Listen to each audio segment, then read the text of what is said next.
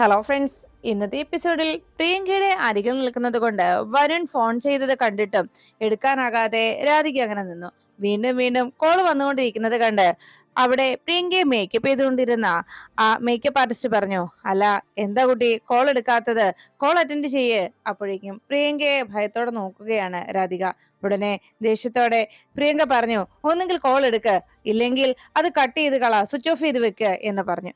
അപ്പോഴേക്കും പ്രിയങ്കയുടെ നേരെ നോക്കി രാധിക തന്റെ കയ്യിലിരുന്ന ആ കുട നീട്ടി. ഈ കുട എന്ന് പറഞ്ഞതും, എന്റെ തലയിലേക്ക് വെക്ക്, ഇനി ഞാനത് പിടിച്ചോണ്ടിരിക്കണോ എന്ന് പ്രിയങ്ക ദേഷ്യപ്പെട്ടു. അത് അവിടെ എവിടെയെങ്കിലും വെക്കാൻ പറഞ്ഞതും ഉടനെ രാധിക ആ കുട അപ്പുറത്തേക്ക് മാറ്റി വെച്ചതിന് ശേഷം വേഗം കോള് അറ്റൻഡ് ചെയ്യാനായി ഫോണുമായി അപ്പുറത്ത് ദൂരേക്ക് മാറി. പ്രിയങ്കയുടെ കണ്ണിൽ പെടാതെ അപ്പുറത്തേക്ക് രാധിക മാറി നിൽക്കുമ്പോ പ്രിയങ്ക താൻ സംസാരിക്കുന്നത് കേൾക്കാതിരിക്കാൻ പതുക്കെ അപ്പുറത്ത് മാറി നിന്ന് കോൾ അറ്റൻഡ് ചെയ്തു. ഉടനെ വരുൺ ചോദിച്ചു, രാധിക, ഞാനിപ്പോ എവിടെയാ നിൽക്കുന്നതെന്ന് തനിക്കറിയാവോ എന്ന് ചോദിച്ചതും രാധിക ഒന്നും മിണ്ടാതെ നിന്നു. അപ്പോഴേക്കും വരുൺ പറഞ്ഞു, എടോ, നമ്മളെ പോലെയുള്ളവർക്ക് നിൽക്കാൻ പറ്റിയ സ്ഥലത്ത്, പരസ്പരം ഇത്രത്തോളം സ്നേഹിക്കുന്ന പ്രണയിതാക്കളായുള്ള ആളുകൾ നിൽക്കുന്ന സ്ഥലത്ത് ഇവിടെ എന്തൊരു തണുപ്പാണെന്നറിയാവോ. കോടമഞ്ഞ് അങ്ങനെ തളം കെട്ടി ഇങ്ങനെ നിൽക്കുന്ന കാഴ്ച, ചുറ്റും മനോഹരമായ കാഴ്ചകളാണ്. എന്തായാലും നമുക്ക് രണ്ടുപേർക്കും ഇവിടേക്ക് വരണം. ഞാനത് മനസ്സിൽ തീരുമാനിച്ചു കഴിഞ്ഞു. ഇനിയിപ്പോ താൻ എന്റെ സ്വന്തമായി കഴിഞ്ഞല്ലോ, അതുകൊണ്ട് നമുക്ക് ഇവിടേക്ക് വരാം. ഞാൻ എന്തായാലും തന്നെയും കൂട്ടി ഇവിടേക്ക് വരാൻ തീരുമാനിച്ചതാണ്. ഇവിടെ മാത്രമല്ല, ഇതുപോലെ കുറെ സ്പോട്ടുകൾ ഞാൻ കണ്ടുവച്ചിട്ടുണ്ട് എന്ന് വരുൺ രാധികയോട് പറഞ്ഞു. അതെല്ലാം കേട്ടതോടെ വരുൺ അങ്ങനെ പറഞ്ഞത് കേട്ട് രാധിക ഒന്നും മിണ്ടാതെ അങ്ങനെ നിൽക്കുമ്പോൾ താനെന്താടോ ഒന്നും മിണ്ടാത്തത് എന്ന് വരുൺ അന്വേഷിച്ചു. ഉടനെ രാധിക പറഞ്ഞു, ഞാൻ പ്രിയങ്കയുടെ അടുത്താണ് എന്ന് പറഞ്ഞപ്പോ, ഓ ശരി, എന്നാ താനൊന്നും പറയണ്ട, ഞാൻ അങ്ങോട്ട് പറയുന്നത് താൻ കേട്ടാ മതി. പിന്നെ എനിക്ക് തന്നോട് പറയാനുള്ളത് വേറൊന്നുമല്ല, ഇങ്ങനെയുള്ള കാഴ്ചകൾ കാണാൻ താനും ഞാനും നമ്മൾ ഒന്നിച്ച് ഇവിടേക്ക് വരും എന്ന് പറഞ്ഞു. അപ്പോഴേക്കും രാധിക ഒന്നും മിണ്ടാതെ അങ്ങനെ നിൽക്കുമ്പോ വരുൺ പറഞ്ഞു, അതെ, ഇതുപോലൊരു സ്ഥലത്ത് നിൽക്കുമ്പോ എനിക്കിപ്പോ എന്താ തോന്നുന്നതെന്ന് അറിയാമോ എന്ന് ചോദിച്ചതും രാധിക അറിയില്ല എന്ന രീതിയിൽ അതിശയപ്പെട്ട് അങ്ങനെ നോക്കുമ്പോഴാണ് പെട്ടെന്ന് വരുൺ രാധികയ്ക്ക് ഒരു ഉമ്മ കൊടുത്തു. ഇത് കേട്ടതും രാധിക ചിരിച്ചുകൊണ്ടൊന്നും മിണ്ടാതെ അങ്ങനെ നിൽക്കുമ്പോ, എന്നാ ശരി, താൻ ഫോൺ വെച്ചോ എന്ന് പറഞ്ഞ് വരുൺ കോള് കട്ട് ചെയ്തു. രാധിക ഒന്നും മിണ്ടാതെ തിരിച്ച് പ്രിയങ്കയുടെ അരികിലേക്ക് വന്നപ്പോ പ്രിയങ്ക രാധികയുടെ സംസാരവും പെരുമാറ്റവും കൃത്യമായി ശ്രദ്ധിച്ചുകൊണ്ടിരുന്നു.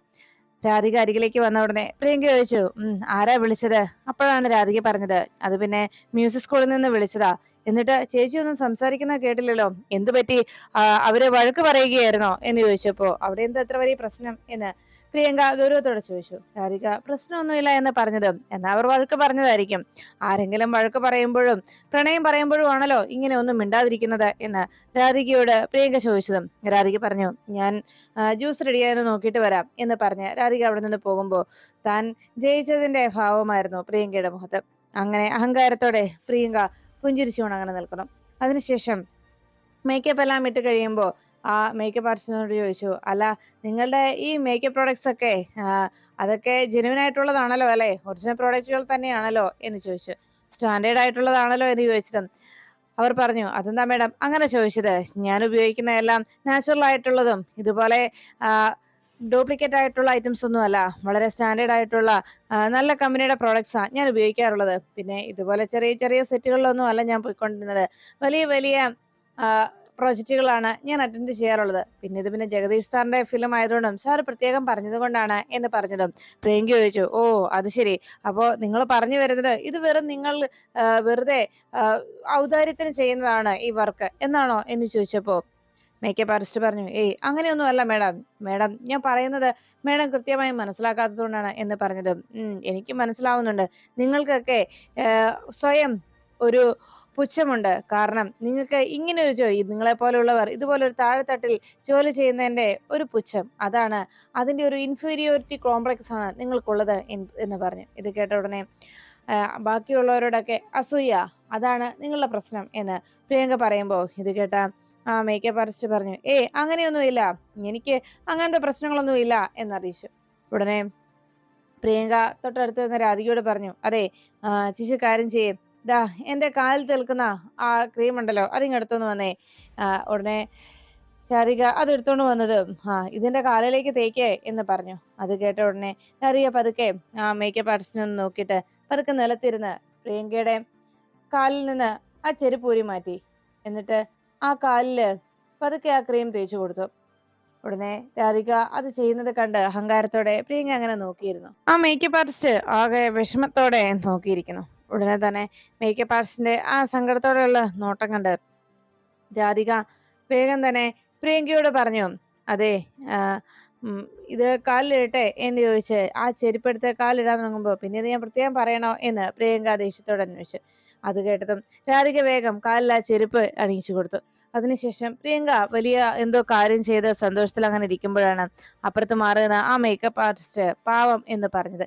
അത് കേട്ട ഉടനെ രാധികയെ കുറിച്ച് പാവം എന്ന് സഹതപിക്കുന്നത് കേട്ടതേ പ്രിയങ്ക ദേഷ്യപ്പെട്ടു. എന്താ നിങ്ങൾ പറഞ്ഞത് എന്ന് ചോദിച്ചു. ഒന്നും പറഞ്ഞില്ല മേഡം എന്ന് വേഗം ആ സ്ത്രീ കളവ് പറഞ്ഞത്.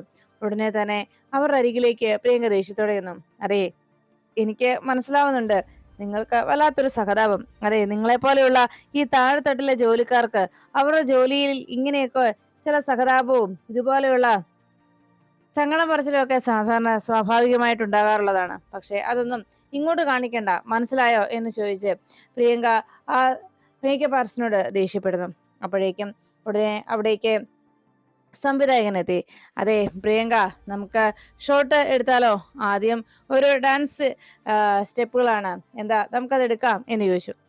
ഞാൻ റെഡിയാണ് സർ എന്ന് പ്രിയങ്ക പറഞ്ഞു. എന്നാ വേഗം ഡ്രസ് ചേഞ്ച് ചെയ്തോളൂ എന്ന് പറഞ്ഞു. ശരി സർ എന്ന് പറഞ്ഞ് പ്രിയങ്ക അവിടെ നിൽക്കുമ്പോഴേക്കും രാധികയെ നോക്കിയിട്ട് പ്രിയങ്ക പറഞ്ഞു, അതെ ഞാൻ പോയിട്ട് വരാം, ഇതൊക്കെ കൃത്യമായി റെഡിയാക്കി വെച്ചേക്ക് എന്ന് പറഞ്ഞ് രാധികയുടെ അരികിൽ അങ്ങനെ ഒരു കാര്യം പറഞ്ഞിട്ട് പ്രിയങ്ക പോകുന്നു. പ്രിയങ്ക പിന്നീട് ഡ്രസ്സൊക്കെ ചേഞ്ച് ചെയ്യാനായി പോകുന്ന നേരത്തും കണ്ട് രാധിക അതെല്ലാം റെഡിയാക്കി വെക്കുമ്പോൾ ആ മേക്കപ്പ് ആർട്ടിസ്റ്റ് അരികിലേക്ക് എത്തിയിട്ട് പറഞ്ഞു, മോളെ, നമ്മളെ പോലെയുള്ളവർക്ക് നമ്മുടെ ഈ ജോലി എന്ന് പറയുന്നത് അത് നമ്മുടെ ജീവിതമാണ്. അതുകൊണ്ട് ആരൊക്കെ എന്തൊക്കെ പറഞ്ഞാലും ശരി, നമ്മുടെ ജോലിയിൽ നമ്മൾ ആത്മാർത്ഥത കാട്ടുക, അതിനോട് കൂറു പുലർത്തുക, അത്രയേ ഉള്ളൂ എന്ന് പറഞ്ഞതും രാധിക പെട്ടെന്ന് അത് തിരുത്താൻ തുടങ്ങിയിട്ട് വേണ്ട എന്ന് വെച്ച് ശരി ശരി ചേച്ചി, ഞാൻ അങ്ങോട്ട് പോട്ടെ എന്ന് പറഞ്ഞ് രാധിക പോകുന്നു. അതിനുശേഷം പ്രിയങ്കയും നായകനുമായിട്ടുള്ള ആ ഡാൻസ് സീക്വൻസിന്റെ സ്റ്റെപ്പുകൾ അവിടെ പ്രാക്ടീസ് ചെയ്തതിനു ശേഷം അവിടെ ഷോട്ട് റെഡിയായോ എന്ന് ചെക്ക് ചെയ്യാനായിട്ട് ഷോട്ട് എടുക്കാൻ തന്നെ തയ്യാറാവുന്നു. രാധിക തന്റെ മുന്നിൽ നിൽക്കുമ്പോൾ രാധികയെ തോൽപ്പിച്ചതിന്റെ അഹങ്കാരത്തിൽ രാധികയ്ക്ക് ഇതൊക്കെ കണ്ട് അസൂയ തോന്നാൻ പോകുന്നു എന്നൊക്കെയുള്ള അഹങ്കാരത്തോടെ പ്രിയങ്ക ഡാൻസ് ചെയ്യാനായിട്ട് ആ ആർട്ടിസ്റ്റിനോടൊപ്പം നായകനോടൊപ്പം പോയി നിന്നു. അദ്ദേഹം ചെയ്യുന്ന സ്റ്റെപ്പുകൾ നോക്കി ചെയ്യാനായി പ്രിയങ്ക എത്ര ശ്രമിച്ചിട്ടും സാധിക്കാതെ പോവുകയാണ്. 2-3 ടേക്ക് എടുത്തിട്ടും പ്രിയങ്കയ്ക്ക് പലപ്പോഴും സ്റ്റെപ്പുകൾ പിഴച്ചു പോകുന്നു. ഇത് കണ്ടതോടെ അവിടെ കോറിയോഗ്രാഫർ അരികിലേക്ക് എത്തി പ്രിയങ്ക പറഞ്ഞു കൊടുത്ത് മനസ്സിലാക്കിക്കുന്നു. അങ്ങനെ തന്നെ ചെയ്യാമെന്ന് പ്രിയങ്ക ശരിവെച്ചിട്ടും വീണ്ടും പ്രിയങ്ക സ്റ്റെപ്പുകൾ ചെയ്യുന്നതിനിടയിൽ വീണ്ടും പാളിച്ചകൾ സംഭവിച്ചു. ഇത് കണ്ടതോടെ ജഗദീഷ് എന്ന ആ സംവിധായകൻ പ്രിയങ്കയോട് ദേഷ്യപ്പെട്ടു. പ്രിയങ്ക, താൻ ഓക്കെ അല്ലേ? തനിക്ക് ഡാൻസ് അറിയാമെന്ന് പറഞ്ഞതുകൊണ്ടാണ് തന്നെ ഞാൻ ഇതിനെ സെലക്ട് ചെയ്തത്. നമ്മുടെ ഈ ക്യാരക്ടറിന് ഈ സിനിമയ്ക്ക് അത് കൃത്യമായി ഡാൻസ് അറിയാവുന്ന ആള് തന്നെ വേണം ഇത് ചെയ്യാനായിട്ട്. അതുകൊണ്ട് ഈ സിനിമയിൽ ക്യാരക്ടർ അങ്ങനെയാണ്. ഈ നായികയ്ക്ക് ഡാൻസ് അറിയാവുന്ന ആളായിരിക്കണം എന്ന് തന്നെയാണ് ഈ ക്യാരക്ടറിന്റെ പ്രത്യേകത. അതുകൊണ്ട് പ്രിയങ്കയ്ക്ക് അത് അറിയാവുന്ന പറഞ്ഞതിനാലാണ് പ്രിയങ്കയെ ഞാൻ സെലക്ട് ചെയ്തതെന്ന് ജഗദീഷ് അറിയിച്ചു. അപ്പോഴേക്കും പ്രിയങ്ക പറഞ്ഞു, സർ ഞാൻ ഓക്കെയാണ്, പെട്ടെന്നായതുകൊണ്ട് എന്ന് പറഞ്ഞതും, എന്നാ ഇനി ഷോട്ട് എടുക്കാലോ അല്ലേ എന്ന് ചോദിച്ചു. എടുക്കാം സർ എന്ന് പ്രിയങ്ക പറഞ്ഞിട്ടും വീണ്ടും ഒന്നുകൂടി അവർ ട്രൈ ചെയ്തിട്ടും പ്രിയങ്കയ്ക്ക് വീണ്ടും വീണ്ടും ഡാൻസിന്റെ സ്റ്റെപ്പുകൾ പിഴച്ചുപോയി. ഇത് കണ്ടതോടെ ജഗദീഷ് പറഞ്ഞു, മതി, നിർത്താം. എന്തായാലും ഇത് പ്രിയങ്കയെ കൊണ്ട് ചെയ്യാൻ പറ്റുമെന്ന് എനിക്ക് തോന്നുന്നില്ല. പ്രിയങ്ക, ആത്മവിശ്വാസം നല്ലതാണ്, പക്ഷെ അത് ഓവർ കോൺഫിഡൻസ് ആകുമ്പോൾ അത് കൂടുതൽ പ്രശ്നങ്ങൾ ഉണ്ടാക്കും. എന്തായാലും തനിക്ക് ഈ ഒരു ചാൻസ് അല്ലെങ്കിൽ തന്നെ കൊണ്ട് ഇത് ചെയ്യാൻ സാധിക്കുമെന്ന് തനിക്ക് തോന്നുന്നുണ്ടോ എന്ന് ചോദിച്ചപ്പോൾ പ്രിയങ്ക എല്ലാവർക്കും മുന്നിൽ താൻ അപമാനിതയായതുപോലെ പ്രിയങ്കയ്ക്ക് തോന്നി. ആകെ സങ്കടത്തോടെ വിഷമിച്ച് പൊട്ടിക്കരഞ്ഞുകൊണ്ട് പ്രിയങ്ക ആ സെറ്റിൽ നിന്ന് നേരെ പോകുന്നു. പ്രിയങ്ക പോയി കഴിയുമ്പോൾ പ്രിയങ്കയുടെ വിഷമം കണ്ട് പിന്നാലെ രാധികയും ഓടിയെത്തി. അപ്പോഴേക്കും ആകെ വിഷമിച്ച് പ്രിയങ്ക അവിടെ വന്ന് ഇരിക്കുന്നത് കണ്ട് ഓടിയെത്തി രാധിക പറഞ്ഞു, മോളെ, അതെ, ഇത്ര പാടുള്ള സ്റ്റെപ്പുകളൊന്നുമല്ല, സിമ്പിൾ സ്റ്റെപ്പുകളല്ലേ മോള്, പിന്നെന്താ മനസ്സിവിടെയൊന്നും അല്ലാത്തതുകൊണ്ടാണ് ഇങ്ങനെയൊക്കെ സംഭവിക്കുന്നത്. ഉടനെ പ്രിയങ്ക പറഞ്ഞു, അതെ, എന്റെ മനസ്സിവിടെ അല്ലാത്തതിന് കാരണം ആരാ? ചേച്ചി തന്നെയാ എന്ന് പറഞ്ഞു. ഉടനെ രാധിക ചോദിച്ചു, മോളെ, അതിന് നീ എന്നോട് എന്തിനാ ദേഷ്യപ്പെടുന്നത്? എന്റെ മനസ്സിവിടെ അല്ലാതാകാൻ കാരണം എന്താ? എനിക്ക് ഈ ചാൻസ് നഷ്ടപ്പെട്ടാലുണ്ടല്ലോ പിന്നെ എന്റെ ജീവിതത്തിലെ ഏറ്റവും വലിയ പ്രതീക്ഷയായത്. ഇതെനിക്ക് നഷ്ടപ്പെട്ടാൽ പിന്നെ ഞാൻ തിരിച്ച് കണിമംഗലത്തേക്കോ ആറ്റുവാശ്ശേരിയിലേക്കോ ഇല്ല. ഇതോടെ ഞാൻ എന്റെ ജീവിതം അവസാനിപ്പിക്കും. അത് കേട്ട ഉടനെ പ്രിയങ്കയോട് രാധിക പറഞ്ഞു, മോളെ, നീ അങ്ങനെയൊന്നും പറയല്ലേ എന്ന് പറഞ്ഞു. എന്നാ എനിക്ക് വേഗം പോയി കുടിക്കാൻ ശേഷം വെള്ളം എടുത്തോണ്ട് വാ എന്ന് ദേഷ്യത്തോടെ പ്രിയങ്ക രാധികയോട് പറഞ്ഞു. രാധികയും വെള്ളം എടുക്കാനായിട്ട് വേഗം അവിടെ അപ്പുറത്തേക്ക് ഓടിപ്പോയി. അവിടുന്ന് വെള്ളം എടുത്തുകൊണ്ട് വന്ന് രാധിക കൊടുക്കാൻ തുടങ്ങുമ്പോഴാണ് അവിടെ സംവിധായകനും പ്രൊഡ്യൂസറും തമ്മിലുള്ള സംസാരം കേട്ടത്. എന്താടാ അജിത്തെ, കാര്യങ്ങൾ വല്ലതും നടക്കുവോ? അപ്പോഴേക്കും ഉടനെ ആർട്ടിസ്റ്റ് പറഞ്ഞു, സംവിധായകൻ പറഞ്ഞു, ആ നടക്കും, പക്ഷേ കുറച്ചുകൂടി ഒന്ന് കാത്തിരിക്കേണ്ടി വരും സാറേ. പെട്ടെന്ന് ആർട്ടിസ്റ്റിനെ കൊണ്ട് ഇതൊക്കെ ചെയ്യുക എന്ന് പറഞ്ഞാൽ അത്ര എളുപ്പത്തിൽ നടക്കുന്ന കാര്യമല്ല എന്ന് കൊറിയോഗ്രാഫർ പറഞ്ഞതും ഉടനെ പ്രൊഡ്യൂസർ പറഞ്ഞു, എടോ അജിത്തെ, എനിക്ക് എപ്പോഴെങ്കിലും നടന്നാൽ പോരാ, എനിക്ക് ഉടനെ തന്നെ ഈ പണം എൻ്റെ കയ്യിലേക്ക് തിരിച്ചു കിട്ടണം, അത്രേ ഉള്ളൂ.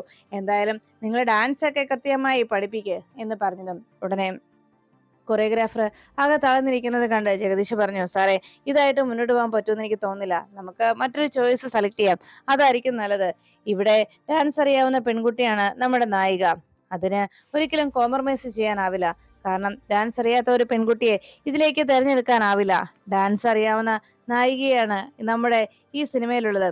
അത് നമ്മൾ സ്ക്രിപ്റ്റിനോട് കാണിക്കുന്ന എന്തെങ്കിലും അഡ്ജസ്റ്റ്മെന്റിന് തയ്യാറായാൽ തന്നെ അത് നമ്മുടെ സ്ക്രിപ്റ്റിനോട് കാണിക്കുന്ന അനീതിയാണ് സാർ എന്നറിയിച്ചു. അത് കേട്ടതോടെ എന്താ താൻ എന്തിനാന്ന് വെച്ചാൽ ആലോചിച്ചിട്ട് ചെയ്യ എന്ന് ജഗദീഷിനോട് പ്രൊഡ്യൂസർ അറിയിച്ചു. ഇത് കേട്ടുകൊണ്ട് നമുക്കെന്നാ മറ്റൊരു ഇന്നത്തേക്ക് തൽക്കാലം വൈൻഡപ്പ് ചെയ്യിക്കാം, എന്നിട്ട് നമുക്ക് മറ്റൊരു ചോയ്സ് എടുക്കാം, അതാ സാർ നല്ലത് എന്ന് ജഗദീഷ് അറിയിച്ചു.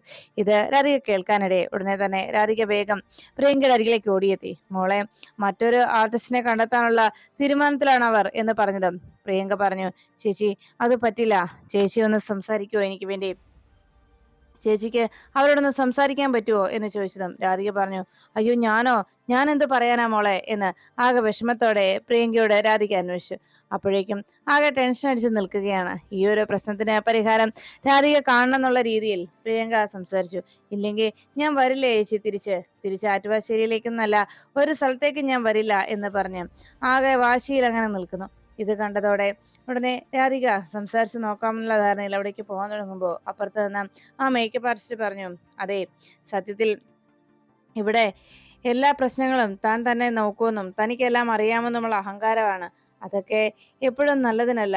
പിന്നെ ഒരു കാര്യം മനസ്സിലാക്കേണ്ടതുണ്ട്, ഏതു നേരവും ഈ പ്രശ്നത്തിന് പരിഹാരം ഉണ്ടാക്കാൻ എപ്പോഴും തനിക്കെല്ലാം കഴിയുമെന്നുള്ള അഹങ്കാരമൊക്കെ ഇത് ഇല്ല, സ്വയം അവസാനിപ്പിക്കുന്നതാണ് നല്ലത്.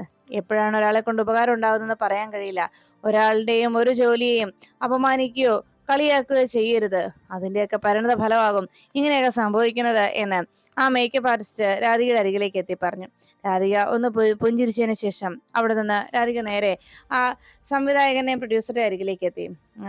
സർ, അവിടെ മേഡം ആകെ കരച്ചിലാണ് എന്ന് വന്ന് പറഞ്ഞതോ, അതിനിപ്പോ ഞങ്ങൾക്ക് എന്ത് ചെയ്യാൻ പറ്റും, കുട്ടി കണ്ടതല്ലേ, ഇവിടെ ഡാൻസ് പെർഫോമൻസ് ആണ് പ്രധാനം, ഡാൻസ് അറിയാവുന്ന ഒരു നായികയാണ് ഈ പ്രോജക്റ്റിലുള്ളത് തന്നെ. അപ്പൊ പിന്നെ ഡാൻസ് അറിയാത്ത ഒരു പെൺകുട്ടിയെ കൊണ്ട് എങ്ങനെ ഇത് ചെയ്യിക്കാൻ കഴിയും എന്ന് ചോദിച്ചപ്പോ, സാർ അല്പം സമയം കൊടുത്തിരുന്നെങ്കിൽ എന്ന് പറഞ്ഞതും, സമയം കൊടുത്താൽ ശരിയാക്കാൻ പറ്റുന്ന തനിക്ക് ഉറപ്പുണ്ടോ, തനിക്കത് ശരിയാക്കാൻ പറ്റുമോ എന്ന് രാധികയോട് പ്രൊഡ്യൂസർ ചോദിക്കുമ്പോൾ രാധിക പുഞ്ചിരിച്ചുകൊണ്ട് അതിന് മറുപടി എന്ത് പറയണം എന്നുള്ള രീതിയിൽ അങ്ങ് നിൽക്കുമ്പോൾ മേക്കപ്പ് ആർട്ടിസ്റ്റ് വേഗം രാധികയുടെ ആ പോക്ക് കണ്ട് പ്രിയങ്കയുടെ അരികിലേക്ക് എത്തിയിട്ട് പറഞ്ഞു, മേഡം, ഒരു കാര്യം ഞാൻ പറയാം, എല്ലാവരുടെയും ജോലിക്ക് അതിൻ്റെതായ മഹത്വമുണ്ട്, അത് മനസ്സിലാക്കാതെ ആരെയും പുച്ഛിക്കരുത് എന്ന് ആ മേക്കപ്പ് ആർട്ടിസ്റ്റ് പ്രിയങ്കയ്ക്ക് ഒരു ഉപദേശം നൽകി.